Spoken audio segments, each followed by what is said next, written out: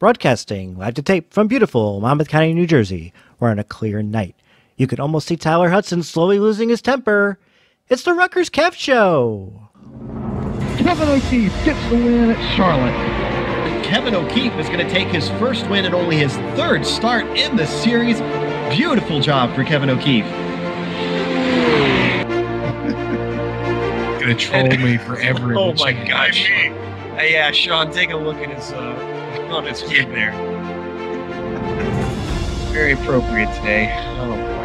I'm Matt Malone. I stream iRacing, but when I'm not racing, I'm listening to the RutgersKev Show with your host, RutgersKev. How does he have 38 viewers? Hello, everybody. Welcome to the next episode of the RutgersKev Show. Episode 6 or 7, depending on which version of the podcast you're listening to, because I have no way of using common sense. We're joined this week by Randy. Say hi, Randy. Hi, Randy. So this is actually the first episode of the show where we actually don't have a theme. We're just going to cover the news of the week, give our thoughts and feedback. Speaking of thoughts and feedback, we're going to start out with people's thoughts on last week's episode where we talked about special events.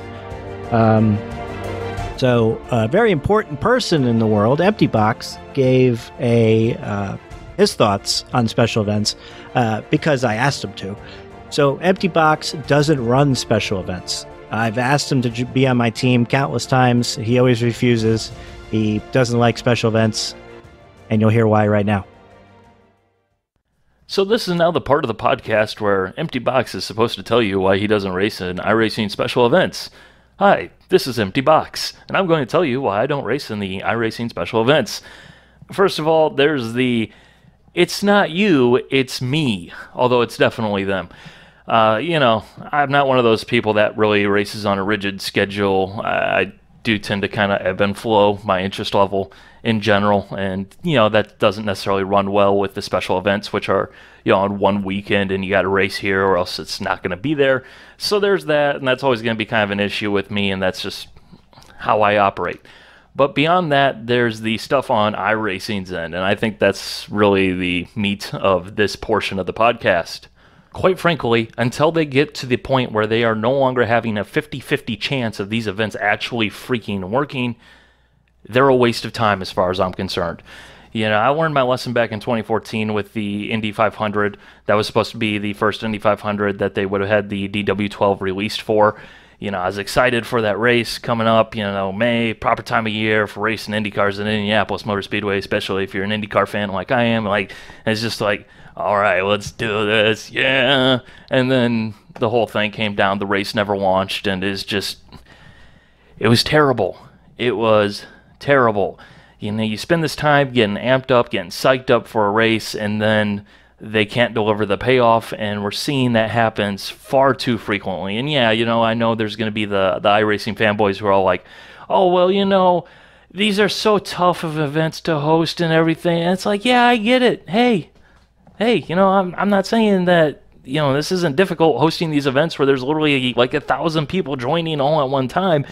But if you're going to host these events, it should be expected that you have a reasonable chance of coming out the other side of that event without having massive server and game issues like it seems to happen every freaking time.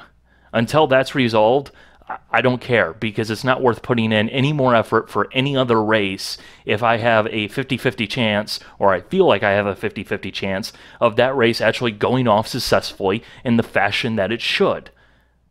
End of story. But even beyond the server issues, the one thing that really does buzzkill it, even if they were to have absolutely no issues from here on out, until this is resolved, I have zero interest. Static conditions. For a special event to feel like a special event, especially when a lot of these special events are pretty significantly long races, especially including some of the 24-hour races, racing in static conditions puts a total damper on everything, because it becomes just another race, only way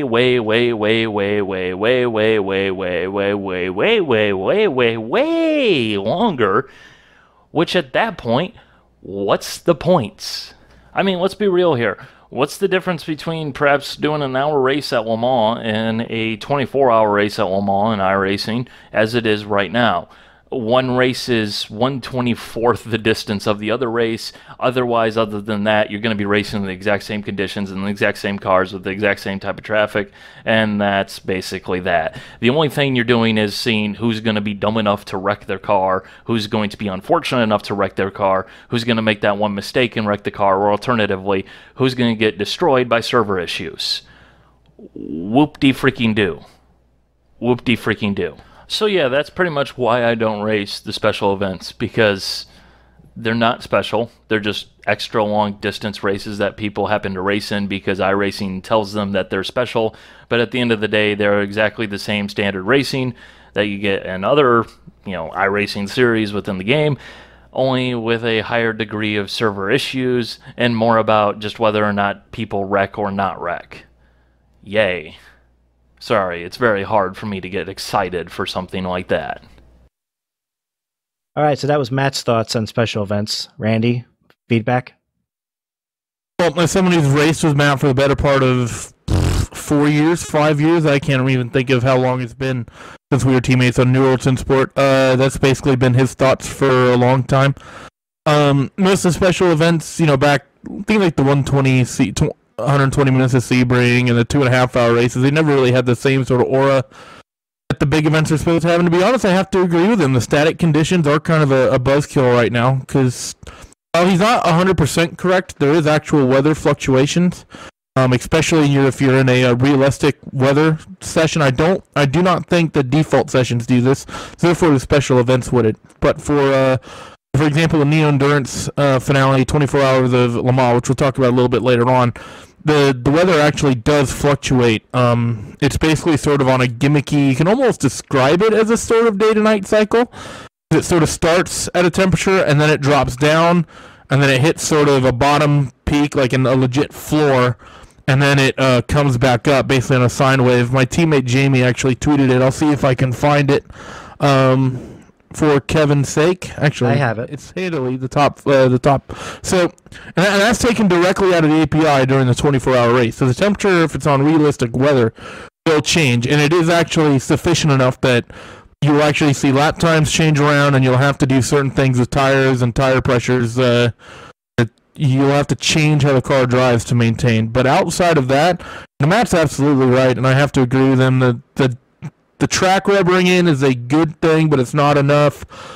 We just can't get day to night soon enough, I think, is the big thing. And most importantly, that'll come with that is the weather changing and the track surface changing, not even necessarily with rain, but along with that, if they do it properly, giving us tire compounds for endurance races, because a lot of people may not know this, but for most high-level endurance stuff in real life, they actually have different compounds they run throughout the day. So they'll generally have a night compound that's softer, that gets up to temperature more easily, and then during the day they'll have a slightly harder compound, so that night compound would get overheated during the daylight hours. So there's a lot of little things that still need to be added to really make the endurance aspect really good. And then, of course, there's the overarching one of just fix the damn servers. Now, I disagree that the solo events are better than regular events because they're longer. See, Matt's like, it's the same thing, just longer.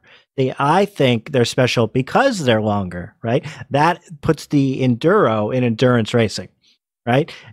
You can control the car without crashing for 45 minutes. Can you control the car without crashing for 2.4 hours, right? So that's my thoughts as somebody who's got the same level as me. Now, it doesn't have the same prestige as, say, 24 hours of Daytona, but I definitely think it has a lot more prestige than your normal IMSA race. Let's just say that, okay? I'm wondering if the dynamic weather changes are new in preparation for day to nights. I can't think of it. Sine wave, I can say that little sine wave, that's been a thing for about as long as endurance racing has been happening in dynamic weather sessions. But it was actually like, it's really cool that they did that little bell curve. I mean, that's clearly in preparation for day night. It is just a gimmicked day to night. That's all it is. It's sort of the oversimplified sort of this is what it does.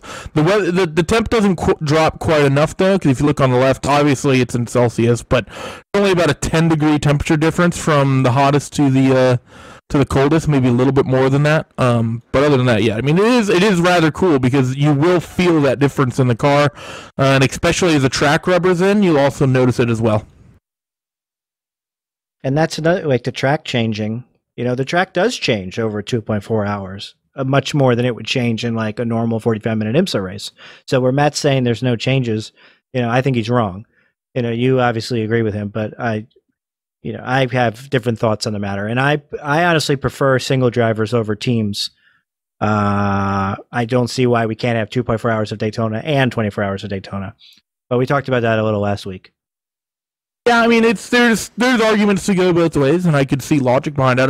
I think a good championship to mimic would likely be the Continental Tire Sports Car Challenge, because that's one. It would be an interesting thing to watch as far as endurance is concerned, because really all of our endurance events is just the same cars over and over and over. I mean, the GT3 cars are in all but a couple of them. You know, the GTE cars make up the only races they're not in are like the GT3 only events, which is like Spa. You get the Porsche a couple times a year, you get the DP a few times, you get the HPD I think once, but there's no real low-level endurance event, and I think sort of mimicking the Continental Tire Sports Car Challenge, there's been leagues that have done this in the past, and there's a couple ways you can go about this within iRacing. First one, the ST class, that's got to be the new MX-5, 100%. But as far as the GS class for Conti, the two options are really, do you go for the older rule set or do you go for the newer GT4 style rule set? If you go for the older rule set, you basically target the Mustangs. It would be Mustang and MX-5. And if you target the newer rules, which has GT4 as the top class, it would either have to be the new Porsche Cup car or the Kia Optima, kind of the two closest to a GT4 spec that we have currently within the sim. Those would sort of be the two options to go for, and those could actually be, I think that would be a lot of fun, having a semi-regular series that does 2-hour-long races, that runs on a lot of various North American tracks that you don't typically see the events on, places like Mid-Ohio. You might see Road America, you might see, I know Road Atlanta gets used, but you could run there, Laguna Seca, maybe even some weird European tracks as well, maybe Olton Park, maybe even Australian tracks, Oran Park, Phillip Island, just pick a handful of tracks and say, go have fun. I think that could be a very valid and very fun championship to do, because after all, that's more or less what they kind of emulate with the Roar before at the beginning of the year, and that ended up being one of the most fun events of the year, because it's fun just seeing the different cars out there on track. I'd be in favor, once we get the PWC cars, they do heat racing now. Why can't we do 2 1-hour-long races back-to-back? I think that would be cool. That's actually something I've really argued for what's in now the VRS World Championship. I argued preemptively. Now, this wasn't directly with iRacing, but I did post support about this on the forums, is actually doing qualifying races, because that's something they do in real life, at least on the Sprint Series side of things. The Endurance Series doesn't do that so much, but the Blancpain Sprint Series, basically the format is you go out, you'll have a practice, you'll qualify, and then you'll have an actual qualifying race, and then you'll have a points race later in the weekend. That could be a cool thing. I'm generally in total agreement with anything that changes up the format. I know that Pirelli World Challenge are fans of iRacing. I can tell you that much right now, and I can't go into any more depth than that. I will say that I don't think there's anything big happening behind the scenes. I will say that, but Pirelli World Challenge likes to sim. And I would be for a little bit more slightly inclusive in terms of, I mean, their top class is just straight up GT3. But Pirelli World Challenge is also doing a couple of other interesting things. They're having, one, they have TCR. 2, they're... Right, those are the kind of cars I'm talking about. Touring cars. TCR cars are touring cars. Right. And, I mean, this is going to sort of go into a completely different topic, but touring cars are a big thing that's been wanted on the sim. The number one touring car class for iRacing to get would be TCR, because TCR scratches a lot of issues. One, it is a standalone touring car championship in Europe and the UK. Right. 2, they use it in endurance races. So, for example, it runs here in the Pirelli World Challenge, and it runs at the Nürburgring in VLN. So you get with one class. Didn't even think about that. Touring car class, you get a real-world VLN class, and you get an American Pirelli World Challenge class that could potentially be dropped in just to replace the Kia. It's literally the only touring car class that I think makes sense to sign. Done. Book it. Okay, we got one call this week. Hey Kev, my name's Lee. I just wanted to make a couple of points on the video on the podcast you had with Matt Malone. I wrote it in the comments, but I just wanted to send the audio file as well. I used to play EVE Online a lot, and they have this is coming to the server issues. I used to play EVE Online a lot, and they have a dedicated test server that is always running in the background, and people can jump on it whenever they want. As long as they're subscribed to EVE, they can jump on the test server whenever they want and do whatever they want. And EVE also organise mass tests on the servers. So what they do is they put a forum post out or a little notice in-game like notification, and you don't get nothing for it, and you get thousands of people turn up, and they do this mass test on the servers and push them to quite extensive limits just to test them. They do it quite regularly, and the servers in EVE are really, really good. I mean, they do crumble when you get like thousands of players in one area, but they do stress test them quite a lot. So that's something iRacing could do, in my opinion. Have a dedicated testing server or servers. I don't know how it'd work with iRacing, but then people can just jump on it, and then you can do dedicated tests on it whenever you feel you need to stress test them for certain things. The Lee refers to another game, and they have test servers. Now, other MMOs have this too, like Blizzard and World of Warcraft, where you could just go to it's called the public test realm for World of Warcraft, and you don't get anything for playing in it, but you can test out upcoming content, and it's something that's 24 hours. And then what they do is sometimes they just reset the public test realm. So you'll make a character in the public test realm at like level 1, and you could play that like for hours and days and weeks, and then they just reset the public test realm when they come out with a new build. You just have to start over again. And people love doing that. And that's not even something that's like free. You actually have to subscribe to World of Warcraft, and people do it because they love World of Warcraft and they love to try new things. So why can't iRacing do this? I mean, it seems like something that they could do. Why can't they run test races? I'll let you rant about this, Randy, because you didn't talk about this last episode. It's sort of one of those things that I mean, I'd be all for it. It's just I think the problem iRacing has is that it's the issues that they've been having have been in endurance races, and I mean for as much as it's worth, as far as Sebring, I know you and, like you said, you and Malone really went into depth on this. Server side, the servers were fantastic at Sebring. The servers were not the issue at Sebring. There were a couple disconnects, but if you host a race for 24 hours, there's going to be people that disconnect. It's going to happen. The main issue was, of course, the new build, and there was an issue with the replays that was essentially generating a bunch of audio devices, and it was crashing people. And for that's something that would likely come through in bug testing on a major scale, but would it or would it not? That's sort of kind of up in the air. I just think, honestly, the main issue is we need to stop having these big races on week 13s because, you know, it is the issue. I know that iRacing likes to have their special events within a certain time frame of the real event to kind of carry on the hype, but I think at the same time they need to sort of realize that it's better to have 12 hours of Sebring a few weeks early or a few weeks late as opposed to having it on a build release, and I think that's something that just fundamentally can't be a thing anymore. Lee's call was nearly 4 minutes long. Second part of the phone call, he talks about how he got into sim racing by getting the Oculus Rift, and then he got into sim racing, and that made him a fan of real life racing. And this is something that I can attest to. I would probably never watch the WEC except for the 24 hours, right? But I'm like super excited for the season this year because the LMP1 and I'm racing the HPD and all the other stuff. So, you know, this is something we talked about in prior episodes, and obviously, Randy, you made a whole post about it. So we don't really need to talk about that further. Lee's in agreement with us. Yep. Yeah. And I pretty much it's good to hear that this side of racing and this little bit of a hobby that we do could bring more people into this sport that is so fun, and a sport that really, I mean, I know there's been a lot of conversations the last couple of years for a lot of sports that have struggled in terms of numbers going away and accessibility. I know golf went through a thing a few years ago, and why is it dying? Why isn't there a number of people? And they really looked into the accessibility of the sport, and they were talking about changing the size of the actual cup, and there was sort of the 15-inch cup was sort of the thing that got pushed. And I think sim racing and real racing has a potential for being a real catalyst for potentially increasing viewership. So well done to him, and I'm glad that he's a fan now.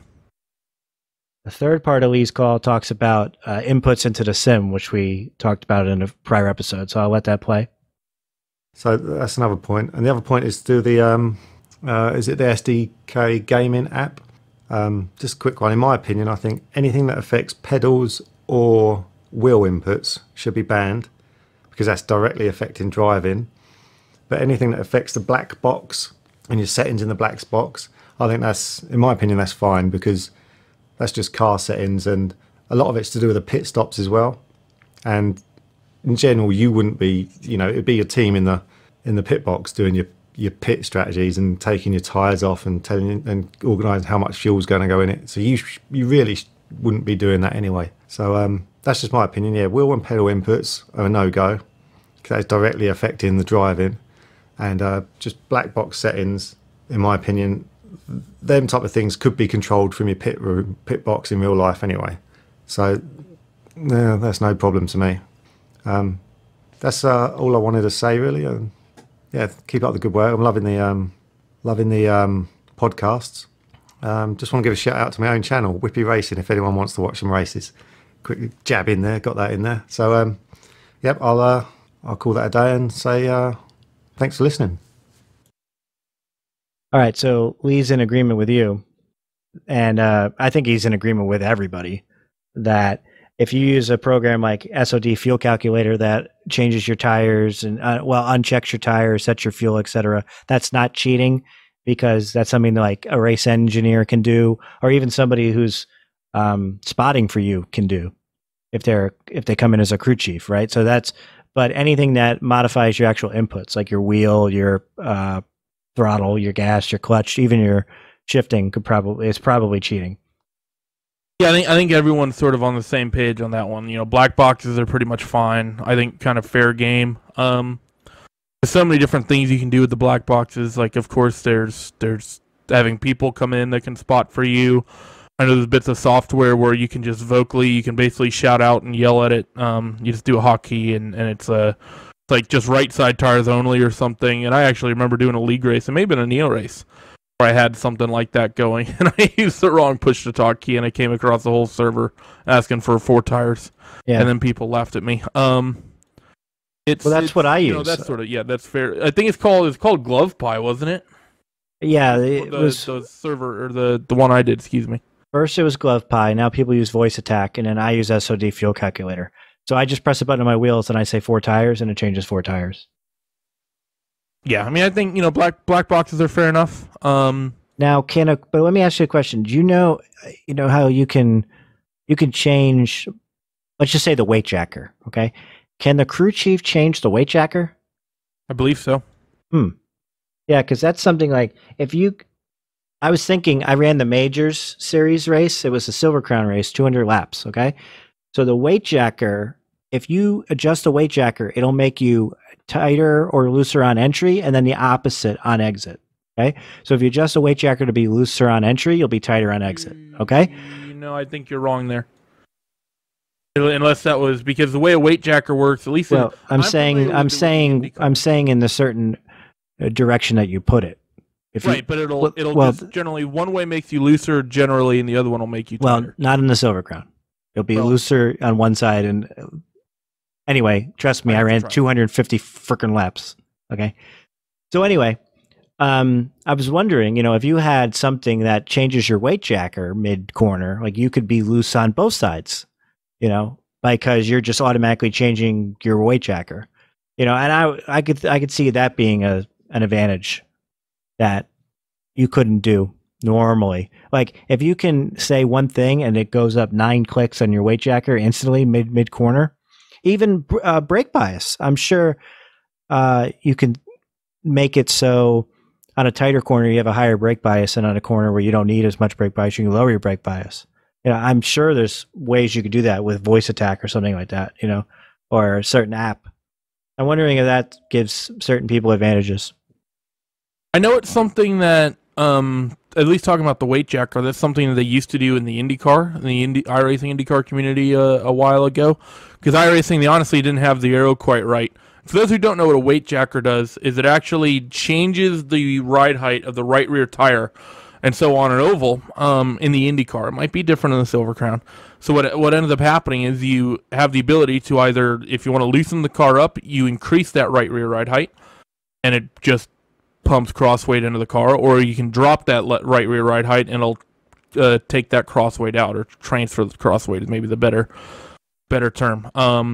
But with that, iRacing sort of had their aero, I think, a little bit fudged with the iRo5 and the DW12, and there was actually a situation where going down the straightaways at Indianapolis, if you dropped that weight jacker all the way, you would gain in top speed, but the car would be so tight at the end of the straights that you just wouldn't make turn 1 or turn 3. And there were people that had some macros that basically you could just hit a button and then it would max it, or I guess I should say minimize it, and then you would adjust it back. Or you could hit a macro and it would go back the other way. So that is something, and it has something that has been abused. From what I understand, the way iRacing kind of implemented that is that now there's actually sort of a delay. So, like, if you click a button on to drop the weight jacker in the IndyCar, the black box will say 3 immediately, or 2, or whatever option you're changing. There is a sort of slight delay in each little section you go that takes a second or half second. I don't know the exact number. I just know that it happens in the background. So if you go to drop the weight jacker 37 clicks, it's going to take you some time before you get down there. So there is some things that can happen, but it's very, very rare cases. Moving on. So, Randy, remember when we had that conversation about the upcoming GRC and the World of Outlaws, and now they're going to have snake splits and all the concerns that we had? Like this if you cry every time. And remember how we complained that the settings were wrong for Road to Pro on Oval, and we had single file restarts in a Lucky Dog, and remember how we talked about that? I'm still crying. Yeah, well, it happened again. So if you've been living in a cave, the Global Rallycross is starting their Pro series, and they start their first race, and there's no jokers. So Mitchell De Jong is the top global rallycross driver. He's actually a real life global rallycross driver, also if you're living in a cave. So he's the best, right? So he starts his heat. He's the leader, and he takes a joker in the first lap, like he always does, and he gets a black flag. So he actually has to go to the consolation race. He can't advance through his heat, even though he's the best driver. He goes to consolation race. He wins by 10 plus seconds. He crushes them. But now he's in what? He starts second to last. Eighth? Yeah, eighth. 8th out of 10 or 9th out of 10. Yeah, now he starts 9th out of 10, and so he doesn't win. So the best driver doesn't win because of a bug, because the settings weren't right. Okay? Now, you could argue this happened at Daytona, too, for Road to Pro on Oval. But what they didn't do on Oval is reschedule. And what they didn't do on Oval is add another race or add a drop week. And they did for this one. So the argument is that Road to Pro Oval is 16 races and Global Rallycross is 5, 6, Randy? Yeah, it's 5. Okay, so because it's so short, they needed another one. But did they?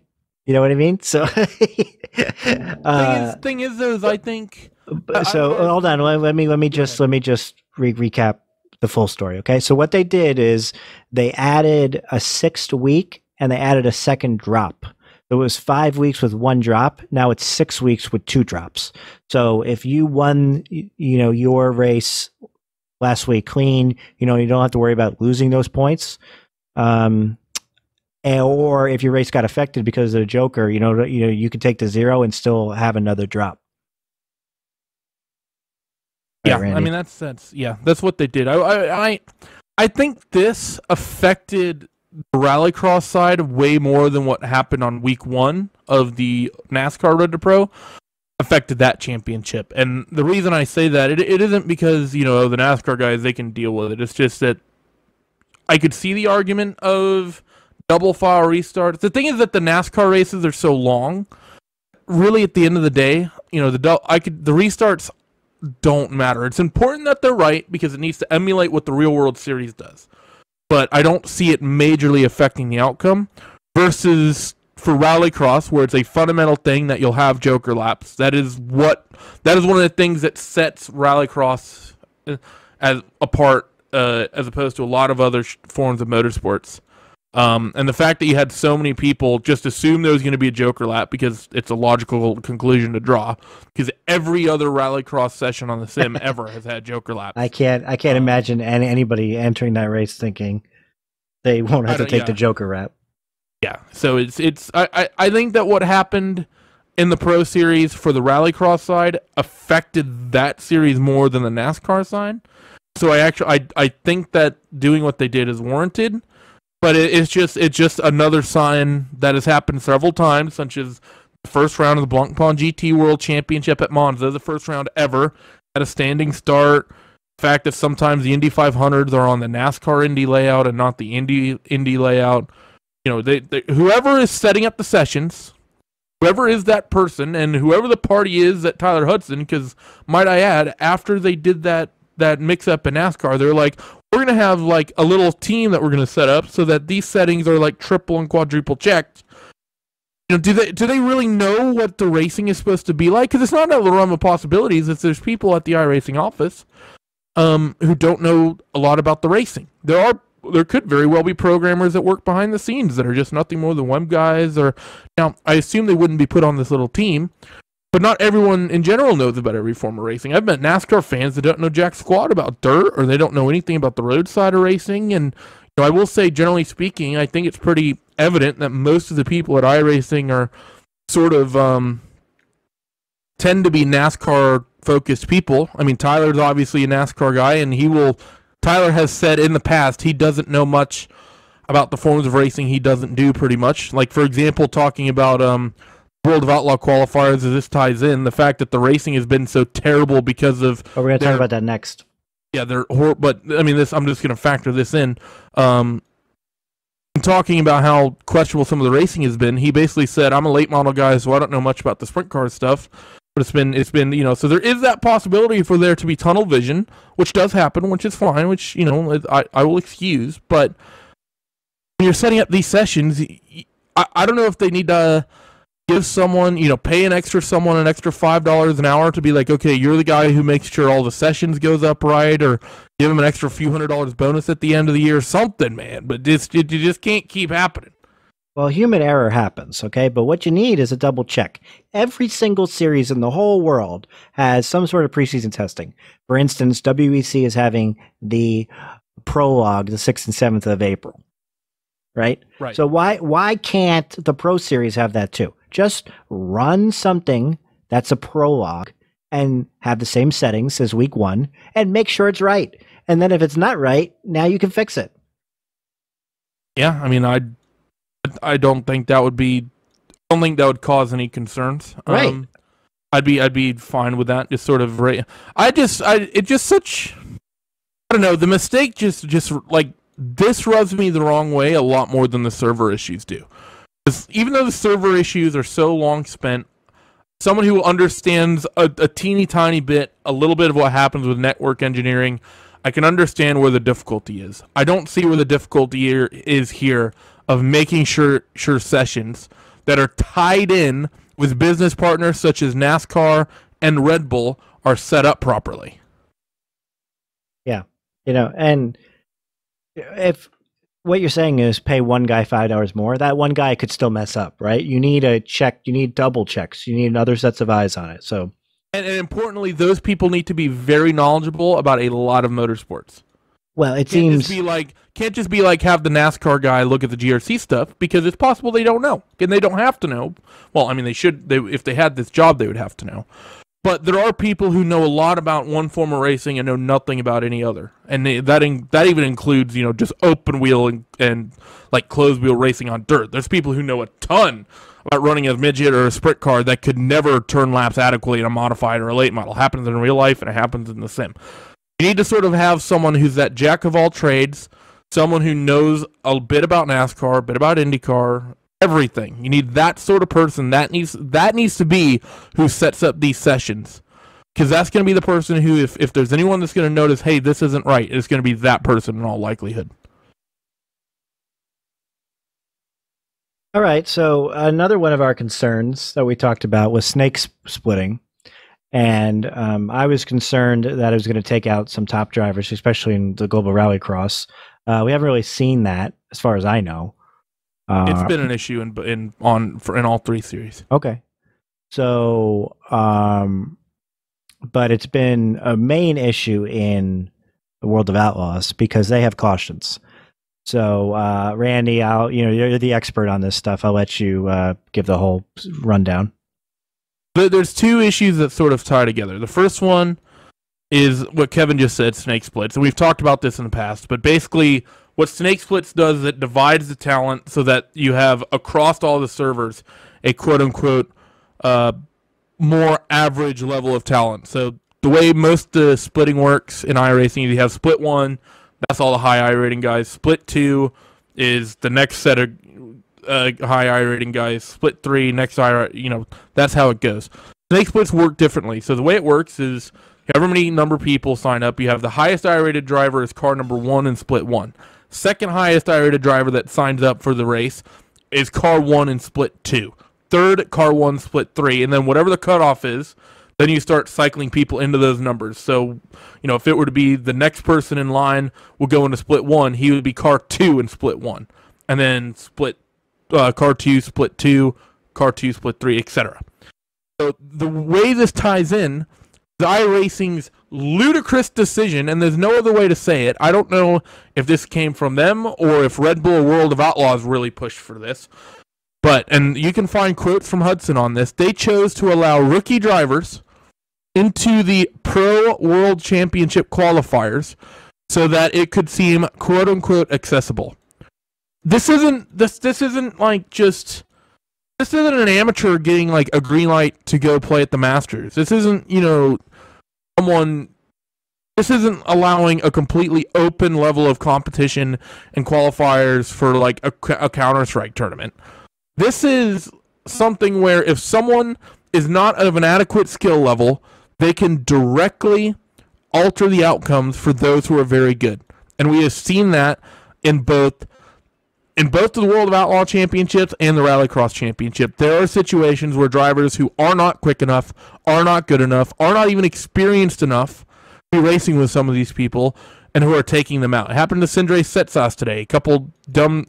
One is a mistake in his heat race was his fault. I was watching it on Mitchell de Jong's stream. But honestly, there was some incidents that happened to him in the feature that just were not his fault whatsoever. And he was nothing more than an innocent bystander. This has been discussed on the forums at length, and when it was announced, everyone immediately latched onto this. Everyone who's a rallycross driver, everyone who's a World of Outlaw driver, everyone who has a little bit of semblance of sense pointed at that and said, this is a dumb idea, do not do it. And iRacing stuck to their guns, and Tyler Hudson stuck to his guns. He said, no, it'll be fine, it'll increase the interest in the series, it'll do this, it'll do that, it'll do all these things. And it ended up not working out. So my thoughts on it is that it's new, per se, and that there wasn't really... there was really no indication there was going to be a pro series, okay? So it takes time to go from rookie to A class, right? It takes a certain number of races. Like, you could be clean as all that you want, but it's still going to take X number of races to get to A class, right? Because you have to run those corners, right? So they announced the pro series, and it started like 2 weeks after they announced it, right? So maybe if you were into dirt racing, but you weren't taking it, you weren't constantly on iRacing because there was nothing to run for. There wasn't 10,000 hours to run for, right? Or maybe you're a real life dirt driver who hasn't signed up for iRacing yet. Now they announced, hey, there's $10,000 to run for, right? So I think it was more a timing issue, the fact that they allowed rookies. Okay. On the oval side, it makes sense to limit it to A only because oval's been around since iRacing started, right? If you're not A licensed by now, you know, I don't know what else to tell you, right? So I can see why they open it up to all classes, but I mean, it was pretty obvious to see what was going to happen. So the solution to that would be to limit it by iRating. You know, have the iRating cap at 1,500, because that's what you are when you start. And if you're under that, then you can't run. I don't think rookies of any type are good enough to be on the sim, and I honestly don't care if you're coming in, if you're Donnie Schatz wanting to run in the Sprint Car World Championship. I don't care if you're Scott Speed or Austin Dine wanting to run in the Global Rallycross Championship. Sim racing is its own thing, and it needs to be recognized by itself with its own esport. It doesn't have to rely on real drivers to push it. We don't need to bend over backwards to appeal to the token person who's going to sign up on iRacing as a rookie driver and be quicker than 95% of the people. We don't have to. It's not worth hoping that one or two people qualify as a rookie to let the other potential 100 or so rookies potentially sign up and race and affect the outcomes of the championship. It's a ludicrous decision. Yes, as someone who's going to be broadcasting this series, I would love to see real drivers in these world championships. I'd love to see Donnie Schatz, going wheel to wheel with the likes of Alex Bergeron. I would love to see Scott Bloomquist race with Howard Weaver. I would love to see another driver in addition to Mitchell de Jong, such as Austin Dine or Tanner Faust, get in and run in the Global Rallycross World Championship. Guess what? None of them have turned up. We haven't had any, as far as I can tell, additional interest from real drivers that have wanted to come in and run in these series. So the idea was basically nothing more than fans. And oh, by the way, there's a little asterisk inside of the World Championship signups to begin with that said iRacing is going to basically give 3 licenses to other people in addition to what's happening through the qualifiers, and you don't have to qualify for those licenses. They will be given out by iRacing for free, essentially. And I assume that will go to qualified people, probably real drivers if I had to assume. But yes, in the best possible situation, the best possible light is we want to have the sign-up cutoff be relatively easy for for real drivers, real professional drivers potentially come in, be able to run in these championships unhindered by the licensing system. Just simply put, a ludicrous decision and nothing. That's an idea that I don't know if it would have been suggested by a sponsor, World of Outlaw or Red Bull, or if it was put forth from the iRacing office. Somebody should have sat up, said that idea is ludicrous and this is why, and it should have died on the table right then and there. Well, I think you're taking it from a 1% point of view. Okay, what's the buzz on your local Friday night short track that runs dirt when the guy starts saying, "Hey, have you heard about this iRacing? You can run for $10,000." You know, those kind of guys are the kind of guys that one, World of Outlaws wants, and two, iRacing wants. You don't want to exclude those. At least, I mean, from a business perspective, right? From a quality of racing perspective, okay, maybe you want to exclude those people until they get more established in the world of sim racing. But, you know, if the goal is to bring in new members because, hey, you get an opportunity to run for $10,000, mission accomplished, I think. But those people aren't excluded. Yeah, they're not going to be able to. They cannot come in and immediately run in the world championship. How many of those people? But I'm in agreement with you. But I this is my understanding, my guess about why they did it. I would agree with you. I would agree with that point if those people could not affect the outcome of the Jake Hewletts and the Bobby Zelenskys and the Mitchell de Jongs and the Jorn Jenses of the world who put hours and hours and hours of time in. And as someone who has just written articles on growing sim racing as an esport, we're not in a position where the likes of the top level world championship, the top level drivers, should have their outcomes affected by people who have just for the first time basically gotten a wheel and gotten into a sim. Yes, I want people for the first time to attach a wheel to their desk and basically swipe their credit card on iRacing and start racing competitively. I want that to happen. The World Championship qualifiers is not the place they should be racing. They should be racing in the MX-5. They should be in the street stock. They should be in whatever rookie series is relevant. They should have to be there, and they should have to cut their teeth the way that everyone else has done. That's the only way that makes any sense. Again, but you're looking at it from a racing perspective, not a business perspective. That's all I'm saying, right? You know, you're much more likely to get a customer signed up that says, "Hey, sign up and you can attempt to run for $10,000," as opposed to, "Hey, sign up, cut your teeth, and 365 days from now you can run for $10,000." You know, so you know they're running a business, and like you said, the partners probably want this too. You know, they want so. It is what it is. Response to that, if the partners want this, when are they going to have a rally car or a sprint car available at the next event so I can go and race? Yeah, I hear you. And that's what. I think the reason why they put the 3 spots is so like if things go crazy and a Mitchell De Jong or someone gets taken out every race and doesn't make it, they can throw him in there. You know, to cover their butts if there's anything weird that happens with the heats. I mean, the snake splits. But so the results are, especially in World of Outlaws. So Tyler Hudson, who was defending this before, has been vocal in the forums lately, especially after the last World of Outlaws race. So one of his posts was, I watched a heat race. I watched a race. I don't think there was a full green flag lap, and it ended about a minute short of finishing before the late model race. So if you don't know, the 2 of them run back to back. Which one runs first, Randy? I believe it goes sprint cars and then directly after late models hits.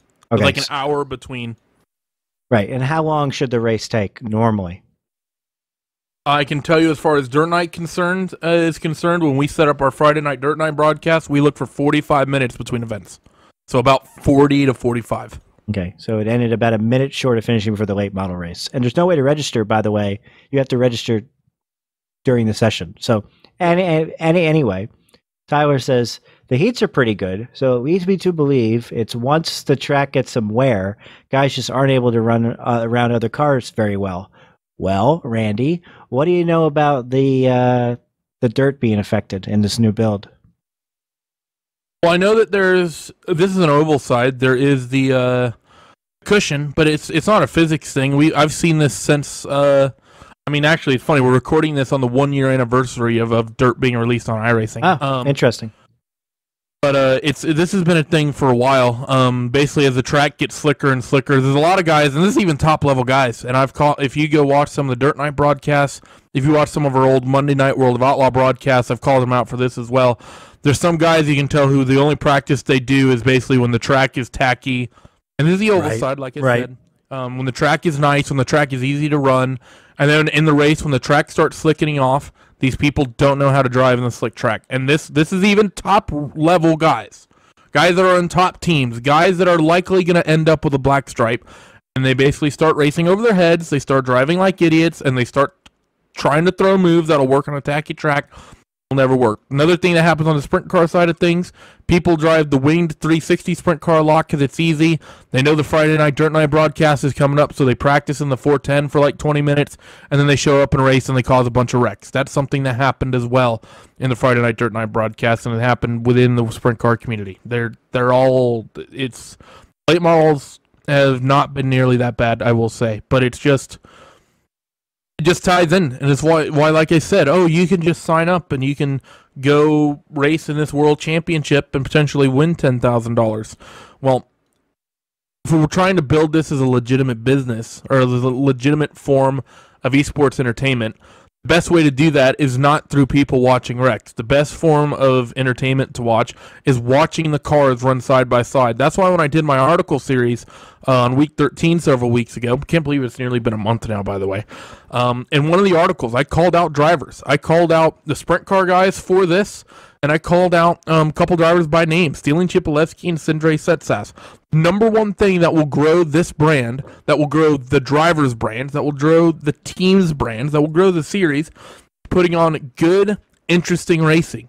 Not, oh, hey, the heat race was good, and then we're going to get in the feature, and then we all forget how to race with one another. That's not going to be what does it. It's just, it's guys just need to learn. I don't know. It's such a complex issue, and there's guys on the top level that don't do it right, and then you mix in the rookies, and you end up with races that are nothing but 30 laps of pacing. So Tyler goes on to say that it's probably a combination of the guys not being able to drive when the track wears out, and then says it's a combination of that plus guys running because, quote, why not, unquote, and not being active in the car. Well, Tyler Hudson said that, right? So it's a combination of that plus guys running because, quote, why not, question mark, and not being active in the car. Well, then why'd you let those people run in the first place? Then he says, this is just not a good experience, and that's really a bummer. I'm hopeful the World Championship Series will be decent. I'll be glad when these 3 weeks are over, talking about the Pro Series. Definitely needs a new process looking ahead. Then he goes on and posts later that the racing has been, quote, terrible, unquote. This Funny is how when it's Tyler not causing the issues, he's willing to talk about this publicly. What I'm referencing here, and I'm going to call out Tyler Hudson for this. I'm calling him out by name. Careful, shots fired. In the peak antifreeze World Championship qualifiers in 2017, so the qualifiers to run in this peak season that's happening right now, Tyler Hudson, as an iRacing employee, participated in those races. You might say, okay, that's not important. The problem with Tyler Hudson competing in those races is that Tyler has a high enough fire rating that he can put himself in the top split. When Tyler Hudson puts himself in the top split, he puts people that could potentially be qualifying for the peak antifreeze series into the second split, where it's much without the snake split system, which that championship didn't use. It is much, much, much harder to get points. So Tyler Hudson ran, and he caused wrecks in that championship on several times. Tyler did a few races, and people complained about it on several occasions. Tyler's answer every single time was, "Oh, it's open to all members, so I can race." And this was important because going into the last round of the championship, Tyler Hudson did the very last qualifying round at Daytona. And the driver who was, I believe, 13th in points it may have been 11th in points when the top 10 got in. The driver who was 11th in points got bumped into the second in the split and basically had his entire championship killed right there because Tyler Hudson was racing. Wow, I didn't know that. So you can go back and look. So Tyler Hudson, I have to say, it's the pot calling the kettle black here, in my opinion, because you can't participate in the championship as an iRacing employee. And you're pissed off that, oh, these guys are just showing up and, they're just doing whatever with the racing. But as far as I'm concerned, Tyler Hudson did the same thing in the peak qualifiers. So people are still complaining about this whole system in the forums, and Tyler's at the end of his rope today. We're recording this on the 29th of March. So Tyler actually posted today in response to people complaining about it. It's like, I've said multiple times this sucks, and there's nothing more I can say about it, and it'll be different next time. I'm paraphrasing, but geez, I mean, we all saw this coming. And it's a shame. It's a shame again. It doesn't affect me personally, and I haven't even watched the broadcasts or any. Well, actually, they're not broadcasted, are they? No, I haven't watched any of the streams. I really don't care personally, but it's a kind of a shame again how it's like another black eye. Yeah, it's just and especially the rookie thing because and this has affected mostly I think the Oval Championship because there's cautions, which by the way, if you're unaware, the caution laps count on iRacing. So when you get a yellow, that's why some of these races they haven't, they would go a corner or two and then yellow fly. People who may not have qualified well or were having to race their way through the heats, or maybe they got dinked in a heat race and had to transfer from the main and had to go from the back of the main to try to work their way forward, never got the opportunity because yellows kept coming out. It's just so it's with the rookies, and I said this in a post on the forums. Everyone when everyone saw that rookies would be able to race, there wasn't a single person that I know of that said this is a good idea outside of people that have a staff badge under their name. I don't understand why anyone in the office thought it was a good idea, and I don't understand why when you have so many people across so many different communities, because Rallycross people complained about it, and World of Outlaw Dirt Oval drivers complained about it, all said that it was going to be an issue, and the issue got shrugged off. I'm sorry, but for Tyler Hudson, who's a community manager, there has to be more community engagement here. And part of being a community manager and being the person who communicates with the community means that you have to give that feedback. Not only do you have to say, okay, this is basically what we have deemed is going to happen from the office, you have to say, okay, you know what? People are complaining about this. We have to look at this again. Because I have not seen a single issue when it was first announced be so shot down across so many different communities than the whole rookie thing. Everyone said it was going to be an issue, and now we're here. Well, I appreciate Tyler's straight talk. I appreciate Tyler saying it sucks. I do too. I appreciate that he's calling it like it is. Yeah, I mean, we've had a lot of incidents in the past with iRacing, and they basically say, "Well, not the outcome we were looking for. We'll do better next time." You know, instead of some Tony's Q&As and we'll look into that in the future.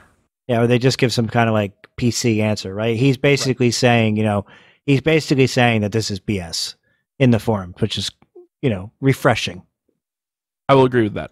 And hey, for all we know, maybe Tyler was telling them behind the scenes, this is not going to work. And then when it doesn't work, he's now, angry. We don't know. We don't work there. Perhaps. I mean that's a potential reasonable situation. I mean, we don't know. We don't work there. All we know is that it came down the line. And granted, but at the same time, if Tyler Hudson didn't think it was going to work, he spent a lot of time defending the system on the forums. It's kind of his job. And now it's time for a RutgersKev live read commercial spot read. Interested in the world of sim racing? Wonder what all the hype is about? Questions about wheels, pedals, and other sim gear? Looking to get involved in a fun, interactive, and robust gaming community?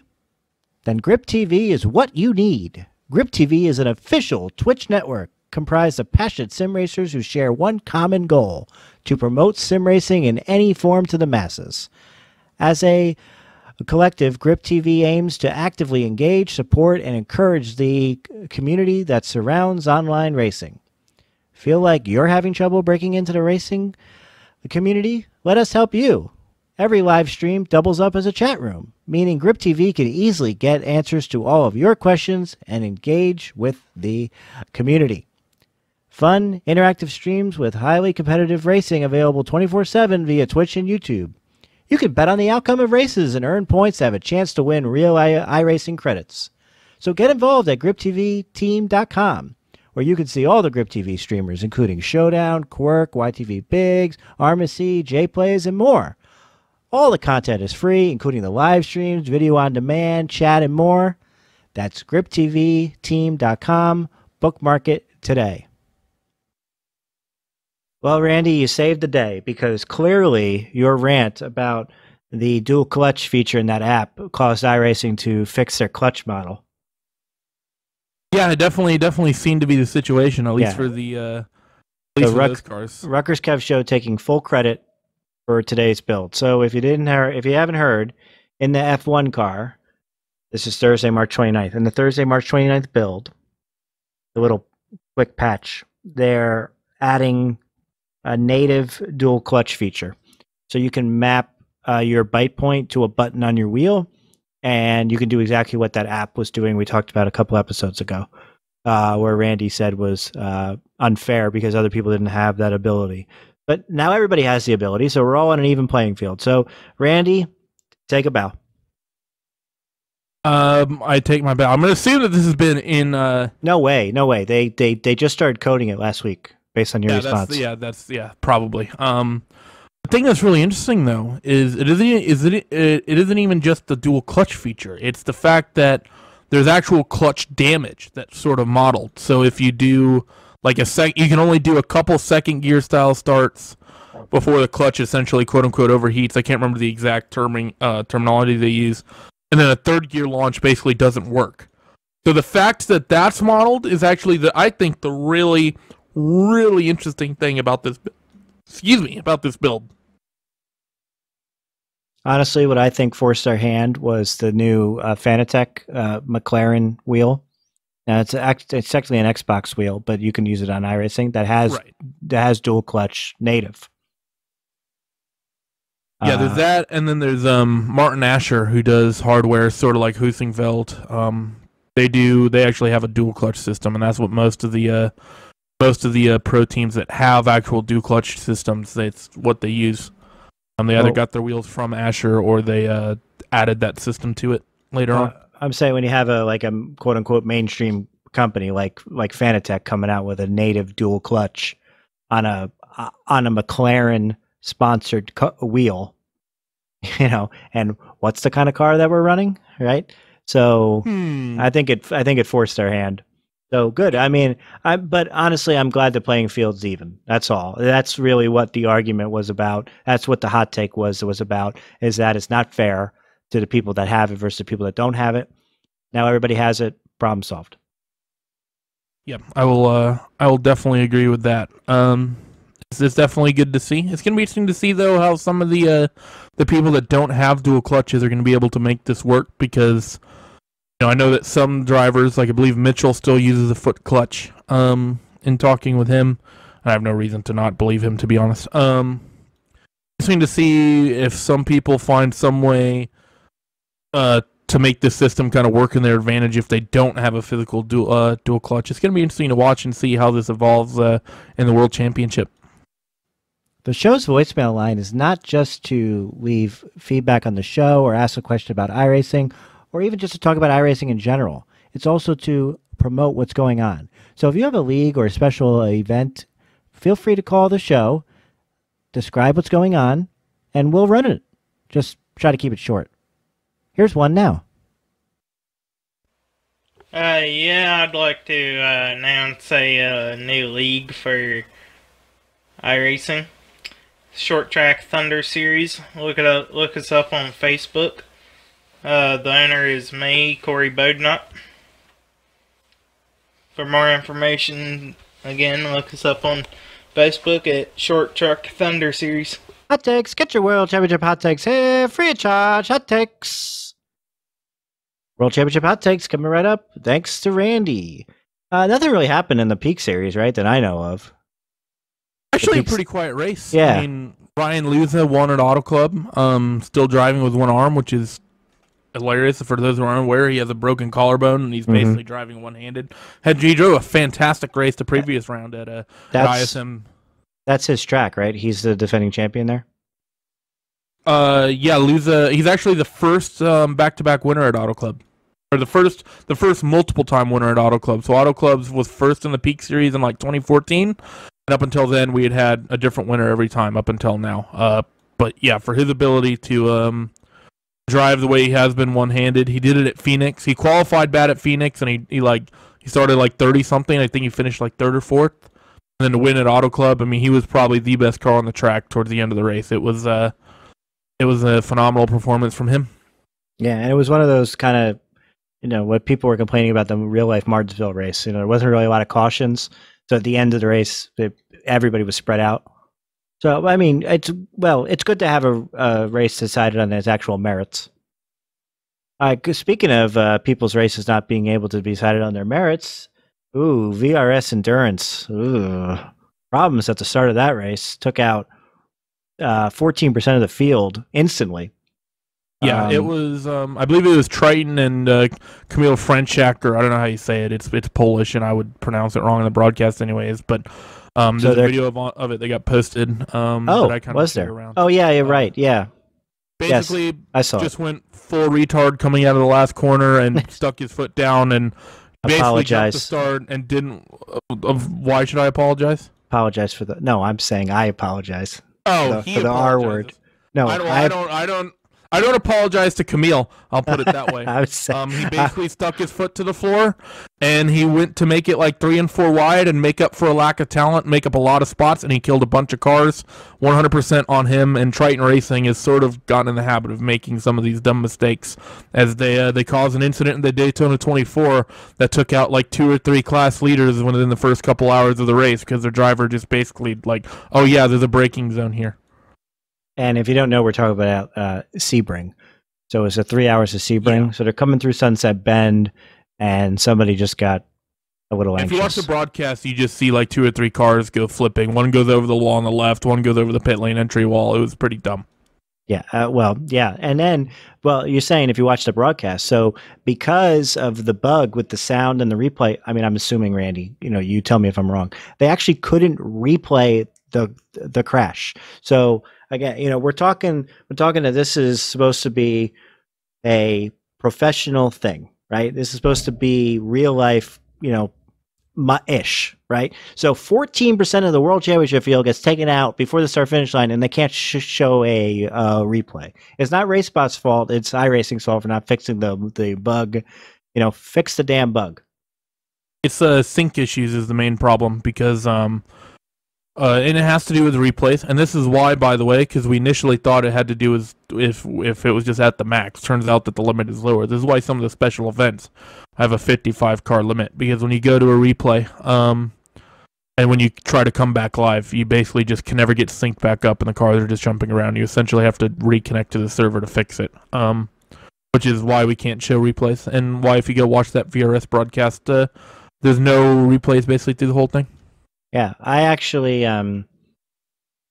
for some reason, I tuned in, but I missed the first minute, so I saw there were 7 cars out. So, oh, I know. So I was driving through Nebraska, and the cell service cut out, right? So I couldn't. So I came back in like 30 minutes in. So then I went to replay, and I was like, so I'm not watching live, right?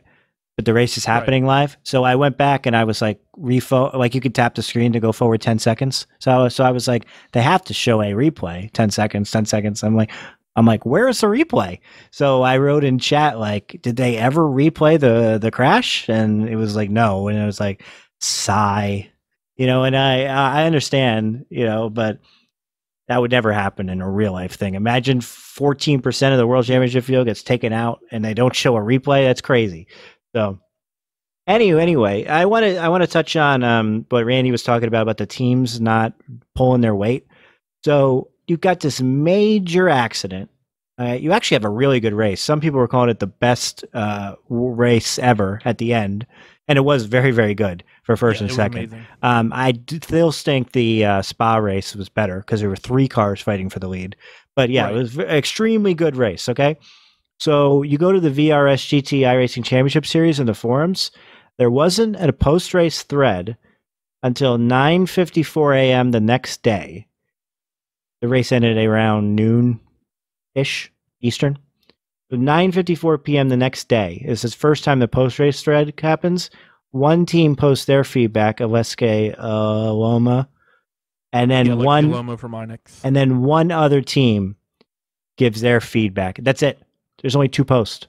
There's no posts calling out this team that caused the wreck at the start. There's nothing.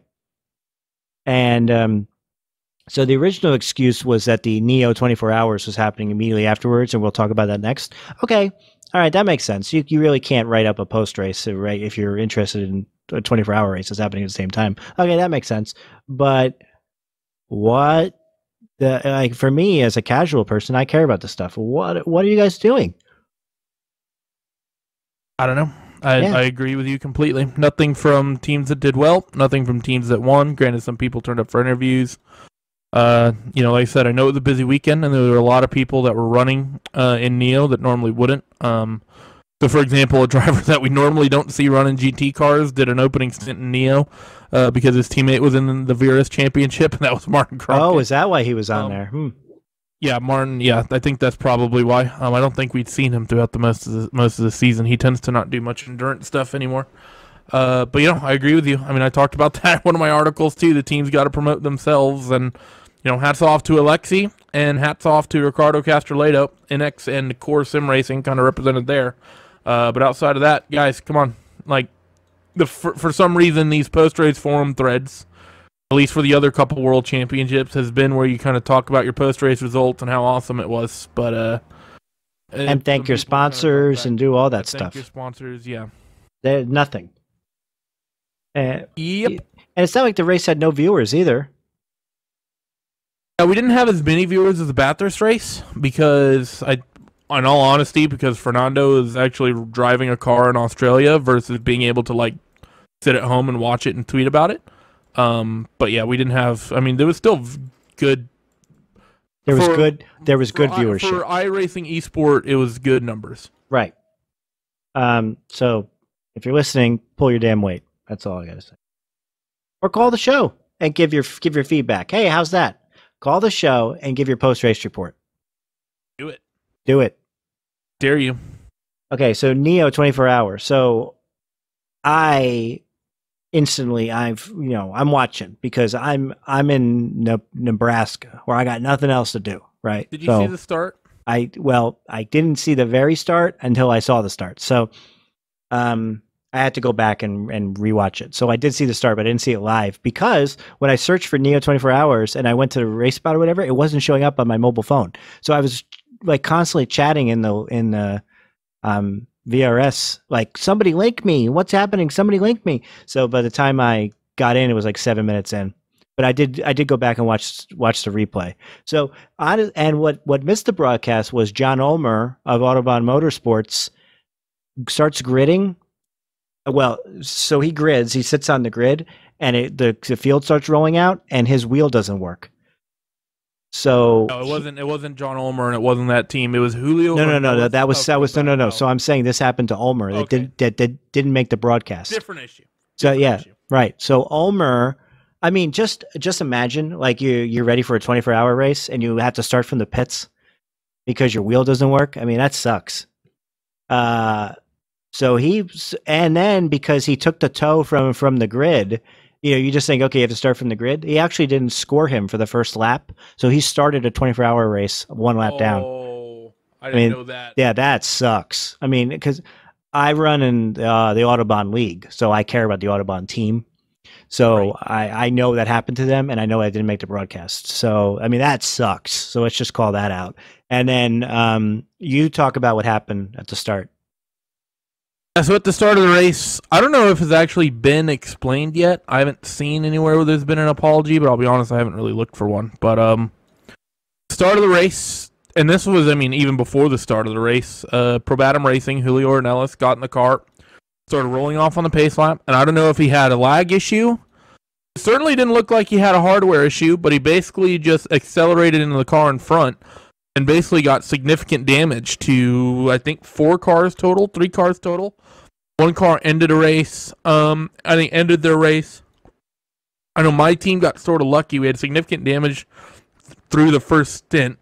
Ended up taking the repairs, and honestly, it was... I think we would have been more frustrated if we hadn't gotten the car as repaired as we did, because we found out that we had enough pace to probably run top 3. But because we had to take so many repairs during the pit stop, there was basically no hope of catching those guys. Because I'll add, by the way, people like to have this meme about endurance racing and iRacing of like, oh, it's 24 hours. If you're really quicker, you can chase down a 3-minute gap.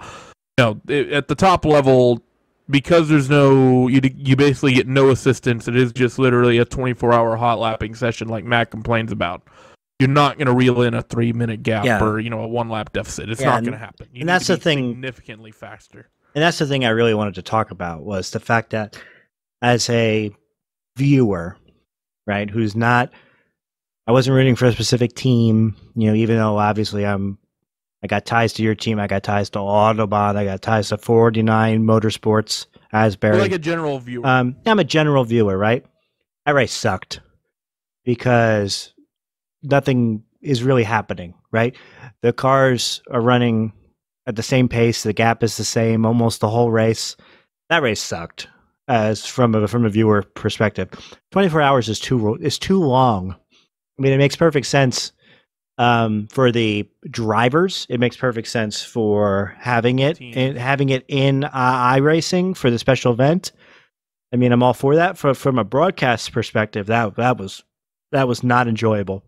Now, if we had slow zones, if we had something, even day night maybe, that really mixed things up. What you talked about in the first segment, the different tire compounds, just something. But honestly, that race was, well, the gap's a minute, and then you turn in like 2 hours later, the gap's a minute. It's, oh, this car self-spun. Oh, now this car self-spun. What? I mean, it was definitely a boring race. I mean, I will say it's one that you can almost argue that the driving standards were too good. Yeah, that's true. That is true. Yeah, I think they went something like 9 hours without something being put into their protest sheet. Wow. For those who aren't aware of how Neo works, they actually have live admins, and the way the admins basically you protest someone, you basically send them a message, and then the admins will review it, and it'll go on their protest Google Excel spreadsheet that the broadcasters have access to. And it was seriously like 9 hours before someone even got not only penalized but protested. Like, it was a very, very clean 24 hours. The start was a little hazy. There were a couple moments there. But after that, from what I understand, it was a very, very clean race. And even through my 4-hour broadcast segment I did with Paul, basically the race that we handed off to the likes of to Will, Vincent, and I think it was Connery. The race we handed off to them was basically the same race we got handed. Like, nothing had really changed. Right. And that's really what it was from a viewer perspective. So I did, so I watched as much of that race as I could. Honestly, I didn't watch the whole 24 hours, so I'm not crazy, right? But I probably watched 10 hours off and on live. Okay, you had it on in the background. Yeah, for sure. So in the background of Nebraska, that's basically the foreground because there's nothing else happening. Fair point. So because I thought that wasn't really enjoyable, I went back and watched the 2017 24 Hours of Le Mans, the actual race, just to see if if that's boring, is this boring? And it wasn't. It was actually pretty exciting, I thought. Not in the LMP ones because they only have 4 cars on the track, but the GTEs, just the whole different thing with the sun setting and the helicopter views and everything like that, and Alan McNish was on the commentary, and then they brought in this engineer who I didn't catch his name, but he was given a lot of cool behind the scenes things. It works in real life. I'm saying, but it doesn't really work yet in iRacing. And from a content creator's perspective, I'm actually looking forward to racing in the major series 24 hours. It's June 26th, 24th. That's actually being broadcasted by Racespot and 3 other broadcast teams. They're all taking different segments of the race. So maybe that'll be a little different because you're gonna have different overlays. You're gonna have all different broadcasters have different styles. So I'm looking forward to see how that compares to Neo. You're also going to have a lot less of the quality drivers because it's open to anybody who has a season pass. So you could have an 800 I rating, and if you have a season pass, then you can run in it. So I'm interested to see how it compares, but from somebody that likes endurance racing, for somebody that likes broadcasted racing, I did not have a good time in that watching that. Okay, I've said my piece. Yeah, exactly. So we just need something. There's something. I think the main problem that we have is that 1, it's difficult to tell when people have issues with the car. And 2, I think we're in a situation where we need a lot of things where people have to sort of conserve the car. So, we don't really, in terms of quote-unquote car conservation that we have right now, and that's not to say that in real life that they drive, to 80% of the car's performance. In real-life endurance racing these days, they basically push the entire event. That's how good the cars are. But, things like flat spotting tires, Things like tires blowing, things like obviously day to night with the surface changing over the course of the race. They're just the main Slow problem with zones. 24-hour slow zones.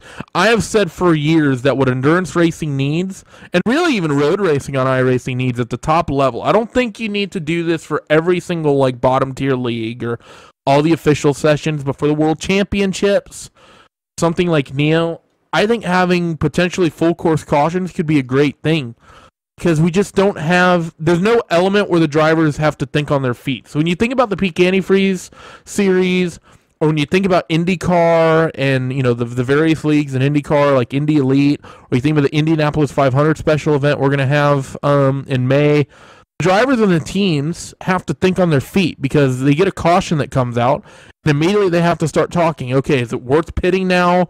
Is it good for the fuel? Is it good for the tires? Does it make sense? Does it not make sense? The endurance stuff, like, for example, that 3 hours of Sebring. Everybody knew, everyone in the mother knew, I knew, Will Vincent knew, Paul Smith knew, everyone knew going into that race that the strategy was going to be, you go in, you are going to pit 2 times, and if the weather permits, you will do a double stint on the tires at some point. Everybody knew that. There is absolute, and it's the same for the World Championship GP series in terms of strategy, even in the F1 cars. Everyone, you load up the server, you load in, and everyone knows that it's going to be probably X amount of stops, and it'll depend on the weather between whether it's maybe a 2-stopper or a 3-stopper or maybe 4. Because I know I don't actually watch those races because they happen in such a weird time frame for me. And to be honest, I do so much iRacing stuff that a lot of times I just want to step away when I have the opportunity. It's just iRace. I think for top level road racing, it needs that thing where you can see the teams and the drivers have to improvise. And we currently don't have it. It's basically don't wreck and go fast. That's all the formula really is right now. I know a lot of the top level guys like that. They're like, it's so pure. It's like pure racing and blah, blah, blah. And it's this and it's so good. I know people, they might say, it'd be a gimmick. But honestly, to make it really enjoyable, sometimes you need that gimmick. Well, I'm okay. One of the league that partners with NEO does full course cautions, right? I forgot their name. Well, Neo does full course yellows, but there's a limit to, like, the accident has to be severe enough to warrant it. It won't just happen. Honestly, virtual safety cars and what's the league that partners with Neo and DGFX, right? Which is a series which had major driver standards issues this past season. Right? Yeah. I know. And that was complained about publicly by the admin. So I have no. Oh yeah, I mean, even as a partner, they have their own podcast where they talked. Do they?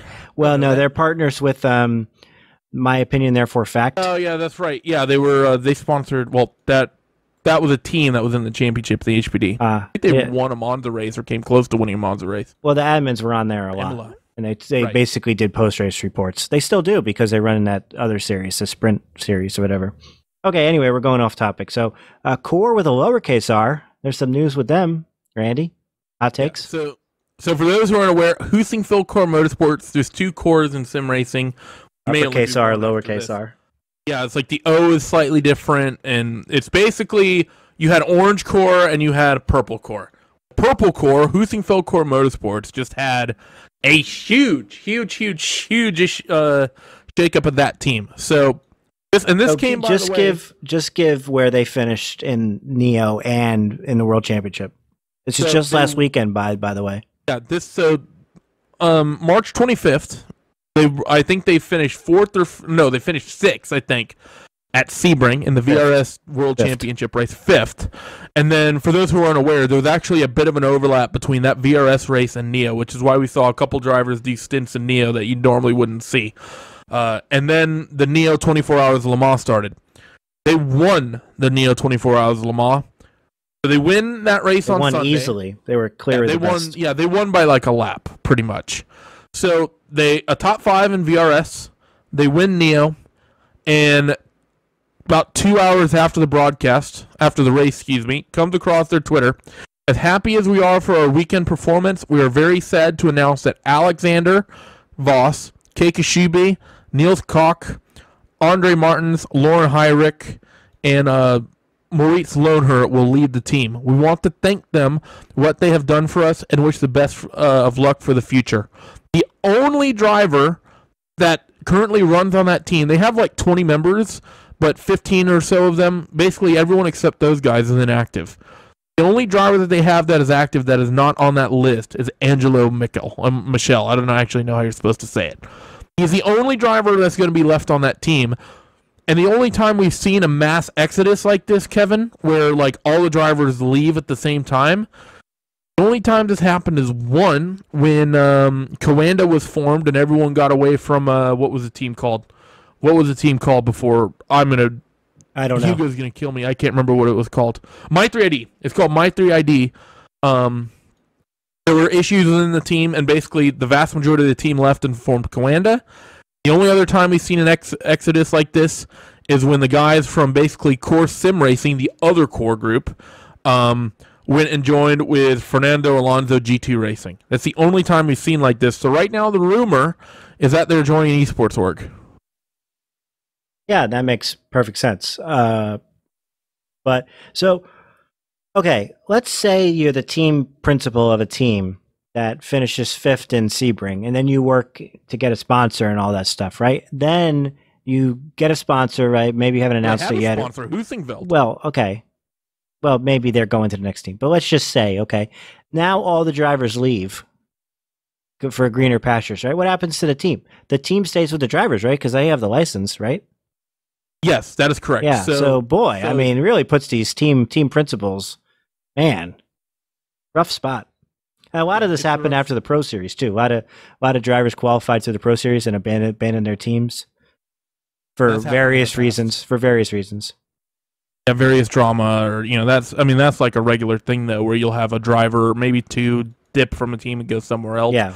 Normally, it's really not a huge talking point because it doesn't usually happen to the top teams. So, I mean, sometimes you'll see the top teams and not an entire team.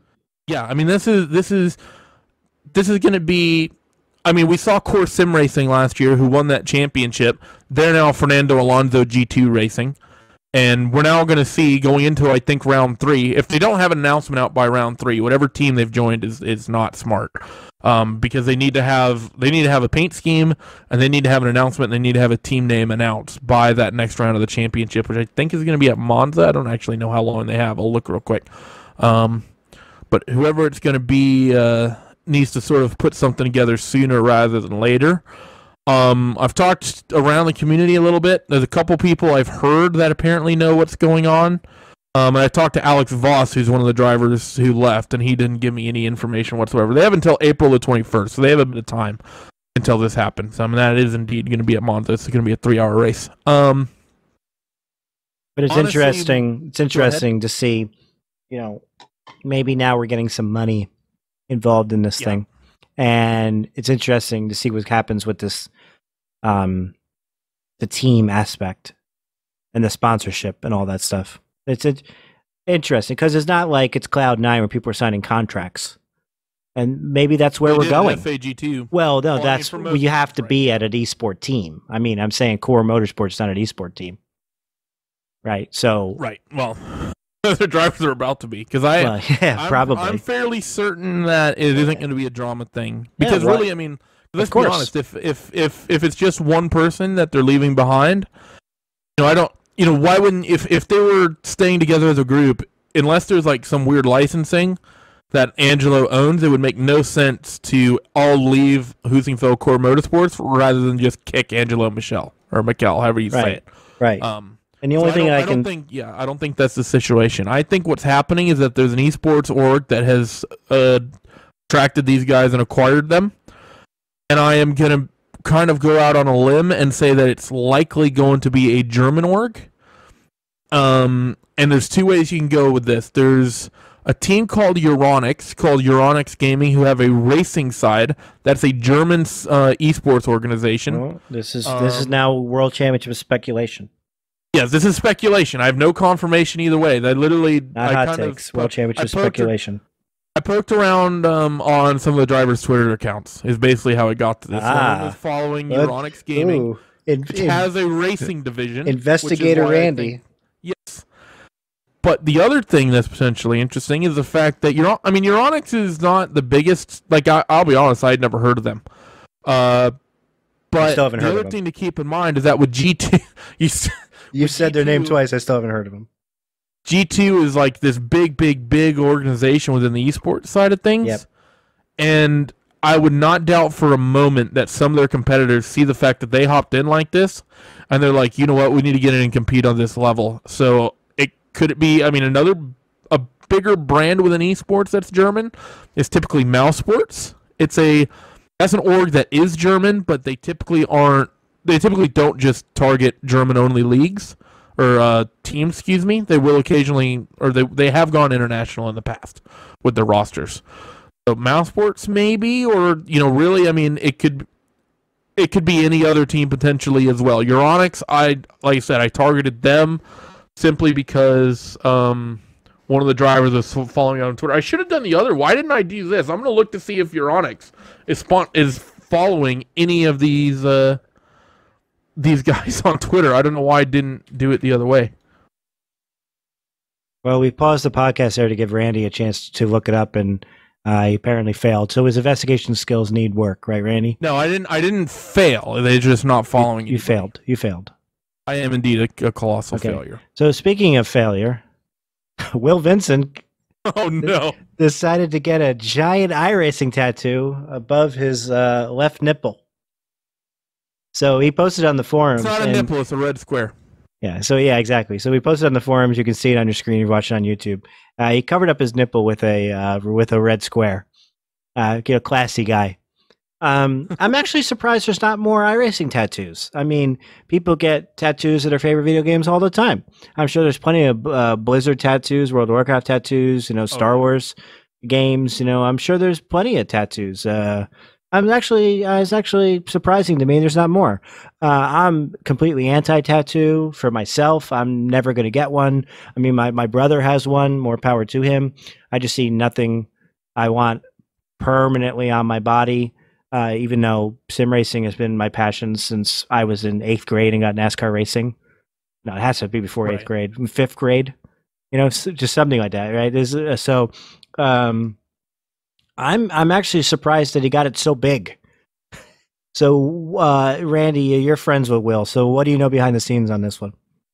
Will is an energetic guy that likes to do funny things that stir the pot, and he did this. You got to think a couple years ago when he read the sporting code on a stream. He tends to do funny things like this, and I don't doubt that this was it, by the way. And can I just say that as someone I paid money, I didn't, to see an uncensored pic of this, and that Will has the blackest nipple. When I say, I don't necessarily mean in terms of like ethnicity. I mean literally darkness. But you're saying, black. Let's just clarify, this is a real tattoo. This isn't like a Photoshop joke, right? Correct. Yes, this is real. I have a picture of while it was being done that I will send to you. All right. Are you saying that? Well, he didn't get the tattoo as a joke? He got it as kind of a passion. Well, yeah. But it is. It wasn't like a dare that he lost at the same time. But anyway, I was actually surprised. You look in the forum post about all the comments. I'm surprised that other people didn't say, "Hell yeah, well check out mine," and they have a little Iracing tattoo or something like that. But the reason I say I wasn't is because iRacing is generally an older demographic, and with lack of a better term, I'll say a more mature demographic than a lot of other games. I think it's definitely older, right? But I'd be, you look at. I'm not calling anybody out specifically, right? But go to the major series is having a get to know you post. You look at the pictures of the people. They're pictures of people that would generally get tattoos, right? Really? So, yeah, they're not prim and collar businessmen, right? So, Kevin, prejudging people. They're not getting a giant tattoo on their face, right? But I'm saying, they wouldn't they would get a tattoo on their arm or something like that. Anyway, more power to Will. I would say the tattoo's not the best. I don't know, Randy, you have an opinion? But the picture, it could be the picture as well, but my first inkling was that as well. Someone even said in the chat I hope that was cheap. Yeah, you're right. It's not the. But then again, it's the sort of tattoo that wouldn't look good. And really, the iRacing logo, when you think about it, is a big tattoo. I will say, I don't think it was the greatest idea for him to get it as relatively a big size like that. And it's in such a weird space. I mean, if the guy ever loses weight or gains weight, it's going to be. That's the thing. I was joking. It was someone in a Facebook chat that as Will gets older, the driver guy is going to start getting wrinkles with him. Yeah, right. Well, anyway, Will. We got to have Will on the show. It's going to be a little difficult with the time zone. We'll get him at some point. We definitely got to get Will on the show to talk about his passion. You talk about somebody more passionate about iRacing than anybody. The only person that may have more passion than him might be Hugo. Yeah, Hugo's normally behind the scenes, but Hugo's pretty big on this stuff. Yeah, and those that don't know, Hugo is what in terms of Racespot? Owner with Will. Him and Will are like 50-50. Will, of course, is commentary side of things, so everyone knows him. People know Hugo because of his exploits as a driver in the past between iRacing and LFS. And Randy dropping hints to a secret plan. He said he's going to get a Racespot tattoo if the secret plan happens. Ooh, speculate. And that's our show. Thanks, everybody, for watching. A lot of comments, a lot of feed, a lot of thoughts this episode. A lot of hot takes. So leave your feedback. Leave a comment in the YouTube thread. Join my Discord. Talk about the show there. Feel free to call the show. Okay. This podcast is for you, the listener. So we want some interaction here. We want to be different than the other iRacing podcasts that just talk about themselves. Okay. So we want to hear from you. All right. I know you're out there. So leave your comments on anything out there, okay? Whether it has World Championship, 24-hour streams in general, anything we talked about this show. I want to hear from you. There's only one thing left to say. That's the end of my show. Donk.